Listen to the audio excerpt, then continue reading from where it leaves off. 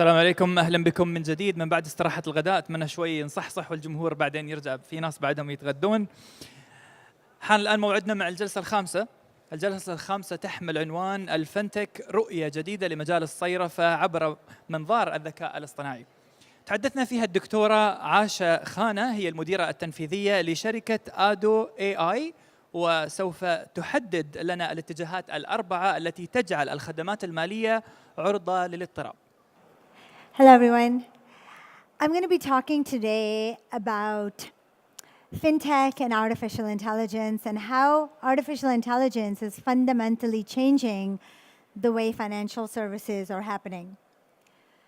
So one of the things that's really important to realize is that as humanity, we have gone through many different points in our evolution, all of which have consistently changed the way we work, we play, and we live. We've gone through the Stone Age, Agrarian Age, Industrial Age, Information Age, and now we are in fundamentally a different age altogether, one that I would call is the hybrid age. And in the hybrid age, everything is very closely and completely pervaded by technology. And in some ways, we live in coexistence with technology. So basically, what we really need to think about is that companies are now taking advantage to enter new domains with data.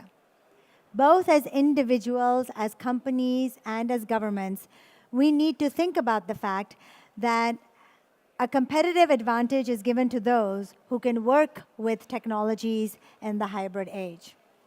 So I have a question for you. Why is a Norwegian telco buying a bank in Pakistan? Let me give you some background on Pakistan. It has 206 million people, less than 15% of whom have a bank account. And can you guess how many outstanding residential mortgages there are in the entire country? Only 60,000. So this is a huge opportunity for any bank or any company to provide banking and financial services to the millions, hundreds of millions of underbanked in Pakistan. But the banks were not as innovative or forward-thinking as they should have been at that time. And a Norwegian telco called Telenor realized the opportunity. So they realized that they had millions of subscribers, and they started allowing them to pay each other with a microfinance bank, which they eventually bought, called Tamir Bank. And they started something called Easy Pesa, which means easy money. And you could just pay each other wherever you went, whether it was a restaurant or a pharmacy or even buying something at a local store. You could pay each other with Easy Pesa, even if you didn't have a bank account and even if you did not have a credit card. So this became hugely popular. And I was with the CEO of Telenor in Oslo in January this year. And I found him to be incredibly prescient. He knew that for Telenor, the opportunity could be far more than just thinking in terms of telecommunications. He had access to people's data, and he had access to their attention, because there are more mobile phones than even toilets in part of the developing world. And so when China decided to come into Pakistan, and they wanted to take advantage of this huge opportunity, did they partner with the largest bank in Pakistan? No. They partnered with the Norwegian telco to set up a 45% stake into a new bank. And I think that that's really exciting. I live in Singapore now. I moved there after spending many years in New York. And I feel Asia and, of course, the Middle East, all of these are huge opportunities. Just ASEAN alone represents 622 million people. And European companies, Asian companies, they're all coming to the fore. and they're selling off, as Telenor did, all its Eastern European operations. So this is the new world of financial services, where anybody can come in. You know, it used to be you were in manufacturing, and you were in telecommunications, and you were in retail. But now, the king is the one who owns the artificial intelligence engines, the data, the robots, the IoT. So now let's think about financial services. There's so much hype about fintech, but let's be honest, it's just the beginning. And Christmas is coming for those who commercially or otherwise celebrate it. If one could come up with a wish list, what could it be? You know, because instead of taking this victimhood about AI happening to us or happening to certain sectors, all of us should look at it as an opportunity to demand of it ways to help us. And in financial services, there are many things that people don't necessarily like to do or wish they could automate. For example, you have to review so many legal documents. Even lawyers don't find that very creative work. You have to go over the same documents again and again. If I had an artificial intelligence agent, I would love for it to automate that whole process. And that's what we find that Kira Systems did. Kira Systems raised $50 million because it was helping companies like Deloitte do lease accounting contract review. Every time you have commercial real estate, you have contractual obligations associated with it. And this automated software does the review and raises any red flags that may be there, freeing up the time of accounting firms and private equity firms to do their due diligence and focus on other aspects of the deal. JP Morgan also did a pilot. When I was in New York, you know, there were often a whole floor full of people who were reviewing contracts, and there's so many contracts that any bank needs to do. And they realized that for their loan servicing business, a lot of the mistakes were human error. So they said, what if we could build a contract intelligence software, basically natural language processing, that could actually review all the contracts itself? And they called it COIN, and they said it did in seconds what lawyers took 360,000 hours to do. And even in Asia, across ASEAN, many banks ask us for precisely this. And a large part of what my artificial intelligence solutions firm does is providing natural language processing for automatic customer service and automatic due diligence and automation of many of these kinds of functions. So now, what's another thing in banking if I could had a wish list? Well, I would love for better fraud and anti-money laundering activity. There's a lot of work that goes behind AML, but we haven't cracked it. Far from it. Global money laundering activity is between 2% to 5% of global GDP. It's a staggering amount. And only 10% of suspicious transactions ever lead to further investigation. We have been using rule-based engines for over decades in banking. Yet, in insurance and capital markets and banks, we see there's a lot more fraud than ever before, even in e-commerce. So then we have companies like IASD. IASD was started by 3 people from Stanford University.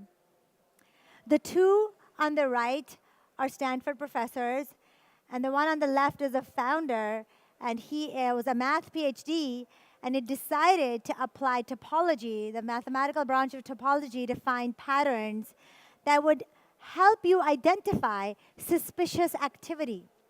Suspicious activity that a bunch of human beings, as expert as they may be, would not be able to find, because they were able to analyze hundreds of millions of data points. And this is kind of what it looks like. HSBC is using it, for instance.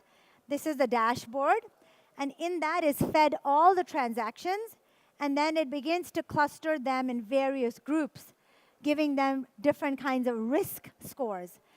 And then it helps the human who's there to actually divert his or her attention to something that is more high potential or high risk in that sense. Okay, what else would I want from an AI engine if I was a banker? Well, I'd love if it would understand me. That's kind of the holy grail of AI. It's nowhere near that. It doesn't have consciousness at all. But it can do certain things. For example, if there is a riot, a revolution, or a banking crisis or typhoon, we know that the stock market reacts to it. And usually every time something like that happens, we have a number of analysts that run their models in Excel or in R or in SAS. But now there's a company called Kensho. And Kensho has like a little Google box, and you can literally type in it. You could type something like, which cement stocks would go up the most when a Category 3 hurricane hits Florida? And it would go through over 65 million combinations to find out what would happen if any of 90,000 different actions occurred, such as a drug approval or not approval. And it has become extremely common on trading desks on Wall Street. In fact, it's also featured on news like CNBC, where people actually use it and its predictive power to sometimes support their research. Kensho was bought for $500 million by S&P. And this was the largest AI deal in history in Fintech so far. It was done earlier this year.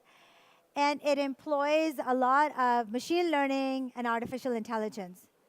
Note that at none of the examples I gave, the human being doesn't disappear.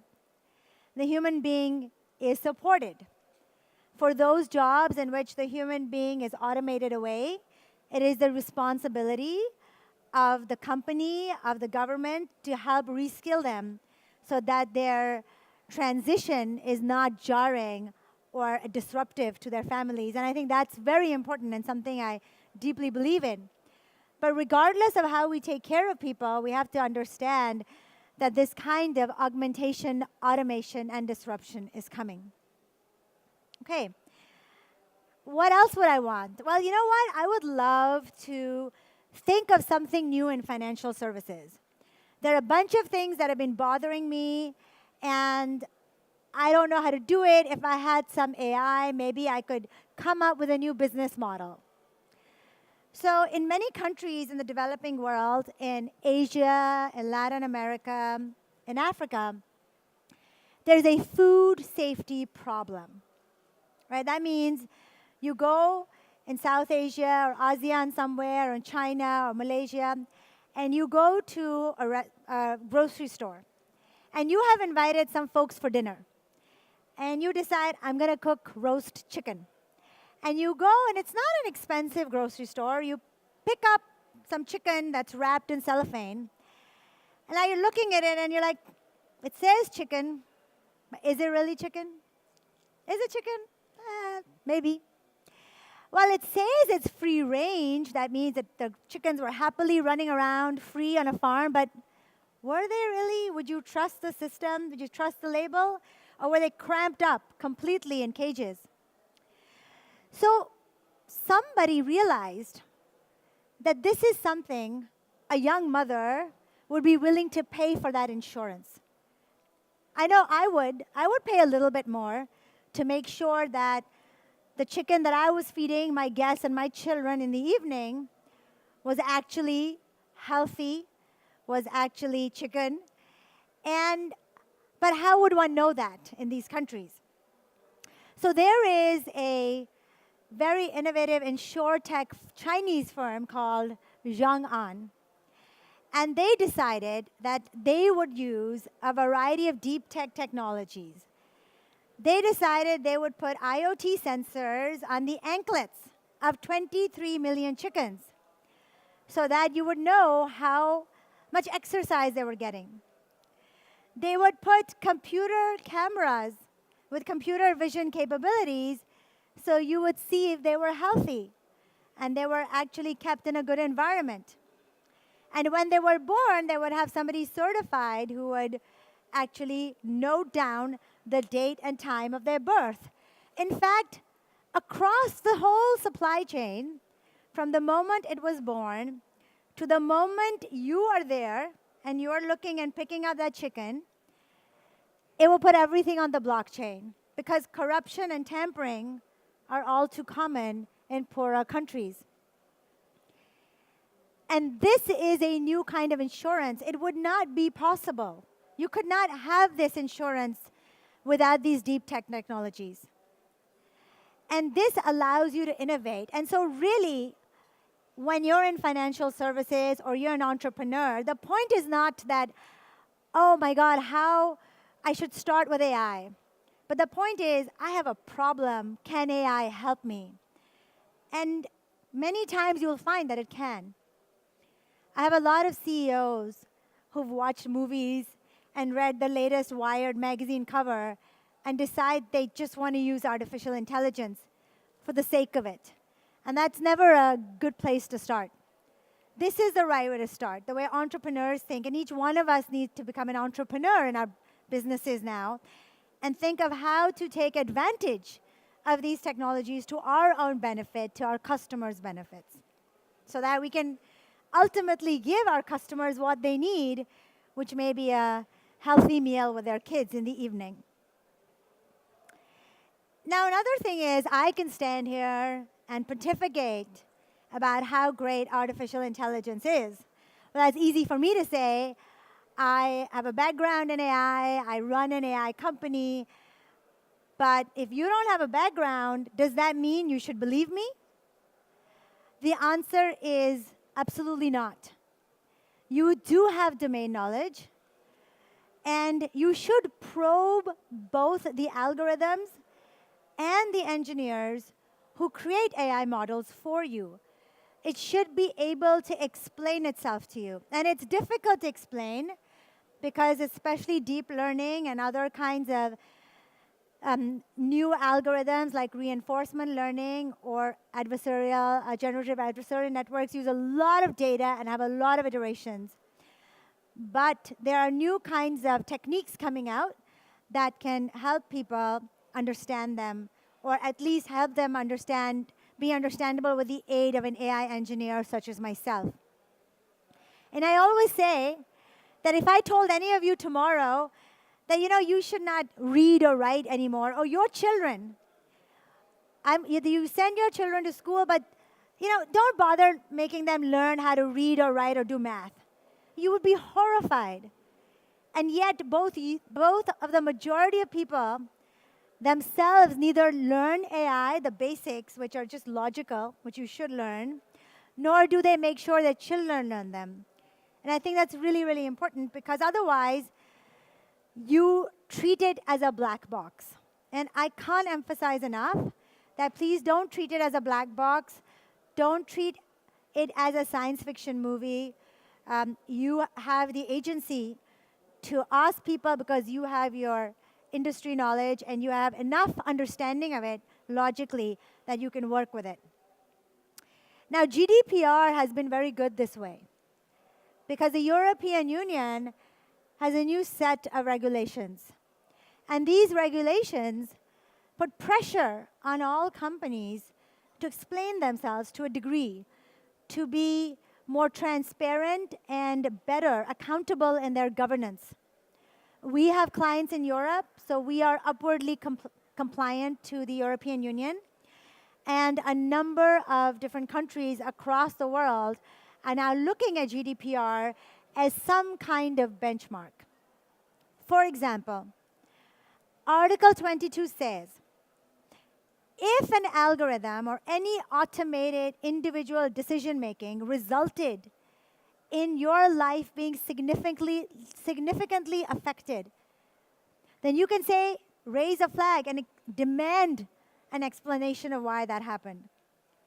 For example, if you went to a hospital and you didn't get insurance, or you applied for a mortgage and you didn't get a loan, could be many, many reasons, and many of them could be driven by an artificial intelligence agent.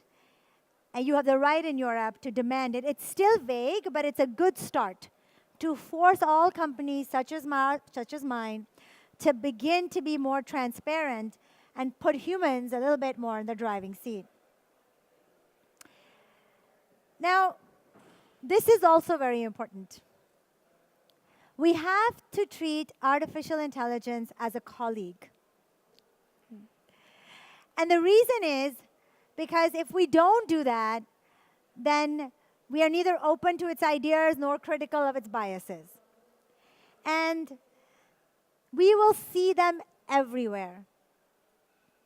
Often things, when they start being automated, do start with automation being the automaton or the robot being a colleague. So this is a woman. She's in a manufacturing unit. This is Baxter. Baxter is a robot, and he is about $25,000. He actually has a younger cousin called Sawyer, who's even more sophisticated. And he works in factory assembly lines with manufacturing workers, such as this woman. And when she was interviewed, she said that she actually liked working with him. He was less grumpy than her colleagues, and because he had facial expressions and had that social aspect to him as well. You may ask, is he going to replace her work one day? And yes, he probably will. But that time that we have for her to get comfortable working with him, learning enough, and then maybe starting to upskill herself to take on another job, that is the journey all of us need to go through, including myself. And for that, Harvard Business Review also had a great article about 2 years ago about how AI will redefine management. And one of the interesting things they talked about was precisely this, that we have to treat them as colleagues. So you may say, what will the AI do and what will I do? Well, it's clear that administration or routine tasks should be left to the AI. But human beings can focus on judgment work. Now, for all the sci-fi movies and all the fears of AI, we are very much in a state of narrow artificial intelligence, which means that it can do things, repeatable tasks in a very fast way, and that can mine huge amounts of data and give recommendations. Both of these things human beings cannot do. But the AI has no idea about your strategy, about the culture, about no empathy for customers, and all of these things, including the ethical reflection of the things that we do in society, all of these things are very important and require human beings. And the traditional managers will now be focusing on this kind of judgment work. And then, of course, it's the fact that you have to treat these machines as colleagues. If you treat it as a tool, then you are not surprised or open to its recommendations. You have to be creative with the machine. It gives you some ideas. You have to go and play with them some more. But often, a lot of AI is dependent on the data you put in it. And that can be very biased.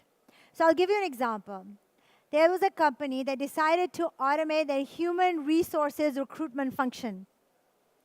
And they said that, instead of our bloated HR department, we are going to have this software actually sift through resumes for us.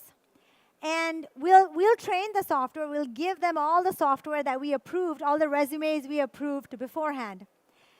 And then it started giving them recommendations. And it mostly picked men. And first they thought, wow, this is so interesting. I guess men are more qualified for our company's jobs. But in truth, they realized that the machine was just mimicking the bias of the HR directors beforehand. The HR directors had always picked men, and so it was also just simulating that in its phase one. This kind of bias is very, very dangerous. This kind of bias is the reason where people get stopped randomly at airports. So we have to be very careful about this, and that is why if it's a colleague, then you would question it. And you would question the AI engineers. You would say, you know what, is this result making sense or not? And that is very important. It makes everybody feel more in control of their engagement with AI. Regardless, the fact is we need to redefine what it means to be educated. We all hear about lifelong learning, being adaptable, but I truly think that one of the things we need to realize is that all of us should have some intuition about how machines work. That doesn't mean that you all need to become data scientists or AI engineers, but there is nothing that anybody is going to do in the future, entertainment, law, a restaurant business, conference management, anything that will not involve using some AI. I'm going to give you the example of a country that's taking it very seriously. Singapore wants to be Asia's financial hub. In fact, it is. But it realized that it was under threat from AI and other technologies. And so it had two choices. It could either put its head in the sand like an ostrich and hope it blows over, or it could take the bull by the horns and disrupt itself. It's the hardest thing to do. It's easier said than done. But to say, I'm going to invite disruption, and I know it's going to be chaotic for a while, but I know it's the right thing to do. And so they started giving off grants, they started giving off a lot of things, and they told their bankers, they said, your domain expertise matters, but now all of you need to learn how to work with deep tech experts. Because every team of the future will be a combination of the traditional way of doing things and the new way of doing things. And that amalgam will require a diversified team. And they not only invited fintech and AI startups, but they started to fund courses for different parts of their citizenry. And I think this is really important. This myth that deep tech people, deep tech products are just about deep tech folks. It's not possible. You need domain experts. To be honest, you even need social scientists. We always make sure you have behavioral scientists, social scientists, artists. There's never been a better time to just pursue your passion because of the interdisciplinary nature of all future products and services. So again, none of us needs to leave what we love doing. If music or art or management or cooking is part of what we love to do. But just like these bankers, we need to learn how to work with teams who are engineers, AI scientists, etc. Now, in Singapore, companies began to invest, and they started to invest in courses. These are all the biggest banks. They've all started reskilling and upskilling their employees so that they can actually begin to understand how AI is going to be used for banking, and so that they're still employable, still marketable, and still making services for their customers. This is an example of a course that we will see a lot more of. Right now, if you go to Coursera or Udacity, they're the kind of courses that I love, very like statistics, probability, computer science driven.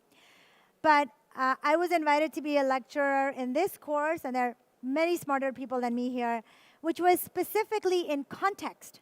So it was AI for bankers, where it was not just AI, but how will this affect wealth management? How will this affect credit scoring? It really allowed them to think about how their everyday processes and jobs would change. And I think we'll see this. We'll see AI in manufacturing, AI in retail, AI in cooking. All of these wonderful courses will come up, empowering all of us to take advantage of this disruption and not being left behind. Now in Singapore, the government took it very seriously. They gave all citizens $500. They said, take the money, and when you run out, come back for more. They accredited hundreds of courses in all different subjects. And anybody can take a course from photography to video game making, whatever they want, because they wanted them to get used to this idea of constantly adapting. And our Deputy Prime Minister once said that what if skills and jobs have an expiry date? That's kind of it was a shocking thing for all of us to hear because, we build our careers. But once we adjust to this idea that there is an expiry date to some of the things we do, and we need to use deep tech to continually evolve, then we again feel that the agency and the power is back with us.